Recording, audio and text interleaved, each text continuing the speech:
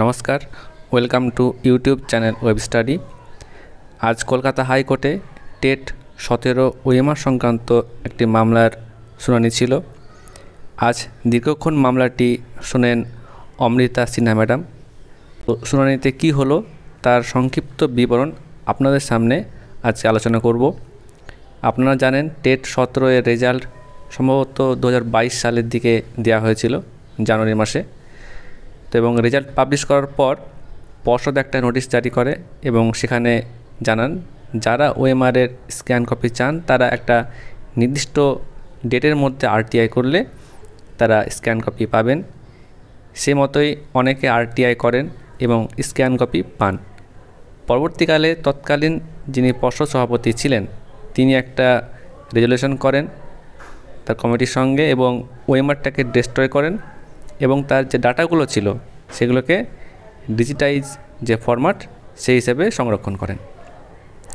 এখন মামলাকারী দাবি করেছেন যে ওএমআর যেটা তাকে দেওয়া হয়েছিল সেটা তার নয়, কারণ রোল নাম্বার লেখার যে জায়গা ছিল সেখানে রোল নাম্বার লেখা হয়েছে, তবে তার নিচে যে মার্কিংগুলো থাকে যেগুলো ফিল আপ করতে হয় সেগুলো তিনি ফিল আপ করেছিলেন, কিন্তু স্ক্যান কপিতে যেটা দেখা যাচ্ছে যে স্ক্যান কপিটি তিনি পেয়েছেন তাতে সেগুলি ফিল আপ করা নেই।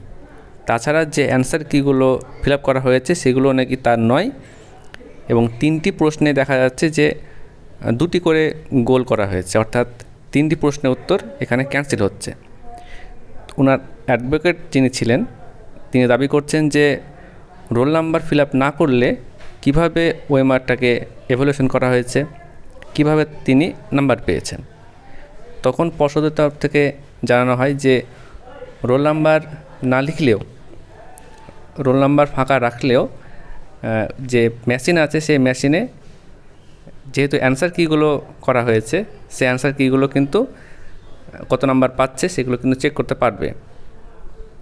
তখন যিনি অ্যাডভোকেট ছিলেন তিনি জানান যে ঠিক আছে, যদি সে নাম্বারগুলো যে অ্যান্সার কিগুলো আছে সেই অ্যান্সার কিগুলোকে চেক করা যায় কম্পিউটারের মাধ্যমে তাহলে হয়তো নাম্বারটা এলো, কিন্তু নাম্বারটা কার, তো এটা নিয়ে কিছুক্ষণ আলোচনা হয়। তাছাড়া তিনি আবার দাবি করেন যে ওএমআর কেন ডিস্ট্রয় করা হয়েছে। আরটিআই যে অ্যাক্ট রয়েছে সে আরটিআই অ্যাক্ট অনুযায়ী যদি কোনো রুলস না থাকে তবে যে কোনো ধরনের ডাটা 20 বছরের জন্য সেভ রাখতে হবে। অর্থাৎ যেহেতু এখানে পর্ষদের তরফ থেকে কোনো রুলস ছিল না, প্রাইমারি রিক্রুটমেন্ট রুলস যে কতদিনের জন্য ডাটাটা সংরক্ষণ রাখতে হবে, সেক্ষেত্রে যে আরটিআই অ্যাক্ট রয়েছে সে আরটিআই অ্যাক্ট অনুযায়ী 20 বছর সংরক্ষণ রাখার কথা ছিল, কিন্তু সেটা না করে 2-3 বছরের মধ্যেই ডাটাগুলো ডিস্ট্রয় করা হয়েছে, মানে অরিজিনাল ওএমআরগুলো ডিস্ট্রয় করা হয়েছে। তখন পর্ষদের তরফ থেকে দাবি করা হয় যে হ্যাঁ সেটা ডিস্ট্রয় করা হয়েছে, কারণ যে একটা নির্দিষ্ট টাইমলাইন বলা হয়েছিল যে এই টাইমলাইনের মধ্যে যারা তাদের স্ক্যান কপি আরটিআইয়ের মাধ্যমে জানতে চাইবেন তাদেরকে দেওয়া হবে। যেহেতু সেই টাইমলাইনটা পার হয়ে গেছে সেই জন্যই সেই ডাটাটা ডিস্ট্রয় করা হয়েছে। অমৃতা সিনহা ম্যাডাম জিজ্ঞেস করেন যে রোল নাম্বার যদি না লেখা থাকে তাহলে কি সেটা মানে মেশিনে কি বুঝতে পারবে যে এটা কত নাম্বার, কিংবা মেশিন কি এভ্যালুয়েশন করতে পারবে। তখন তিনি জানান যে হ্যাঁ সেটা এভ্যালুয়েট করা সম্ভব, রোল নাম্বার লেখা না থাকলেও পরে হবে।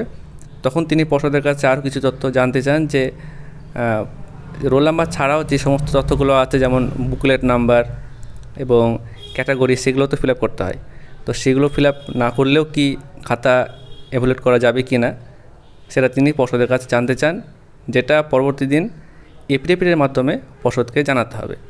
মামলাকারীর আইনজীবী তিনি আবার দাবি করেন যে এ বিষয়ে একটা তদন্তের প্রয়োজন এবং ডিজিটাইজ যে ডাটা রয়েছে সেটা কী ফরম্যাটে আছে সেটা তিনি জানতে চেয়েছেন।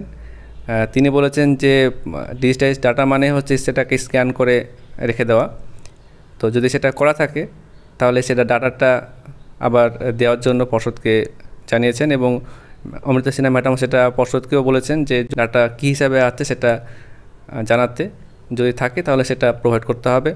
এবং পরবর্তী যে শুনানি সেটা 14 আগস্ট ডেট ফিক্সড করা হয়েছে।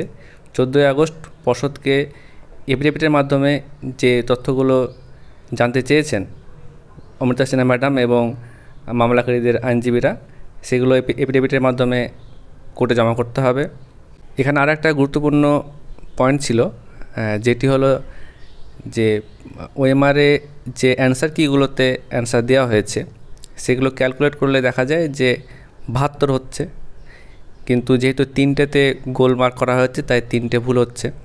তো 3টে ভুল যদি না হতো তাহলে মোটামুটি 75 নাম্বার তিনি পেতেন। তখন পর্ষদের যিনি আইনজীবী ছিলেন তিনি বলেন যে কেউ যদি 80 পেত, পর্ষদ যদি তাকে পাস না করিয়ে তাকে ফেল করাতে চাইতো তাহলে 3টে প্রশ্ন হয়তো কিংবা 2টো প্রশ্নে কিংবা একটা প্রশ্নে ভুল উত্তর দিয়ে তাকে ফেল করাতে পারতো। কিন্তু এখানে যেটা দেখা যাচ্ছে যে তিনি পাচ্ছেন 75, তাহলে 3 নাম্বার কমিয়ে পর্ষদের কী লাভ হবে? এই দাবিটা তিনি বারবার তোলেন যে এখানে পর্ষদের কী ইন্টেনশন রয়েছে যে ওএমআরটাকে আমি চেঞ্জ করব। যদি কোনো ইন্টেনশন থাকতো সেটা নিয়ে একটা প্রশ্ন হতে পারতো, কিন্তু এখানে ইন্টেনশনের তো কোনো প্রশ্নই আসছে না। এই ওএমআর মামলাটি একটি গুরুত্বপূর্ণ মামলা হতে চলেছে বলে মনে হচ্ছে, কারণ যদি পর্ষদের তরফ থেকে কোনো খামতি পাওয়া যায় তাহলে হয়তো নতুন করে কোনো তদন্তের নির্দেশ তিনি দিতে পারেন। তো পরবর্তী শুনানির দিন আমরা বিষয়টা ক্লিয়ারলি বুঝতে পারবো। ভিডিওতে এ পর্যন্তই, ধন্যবাদ।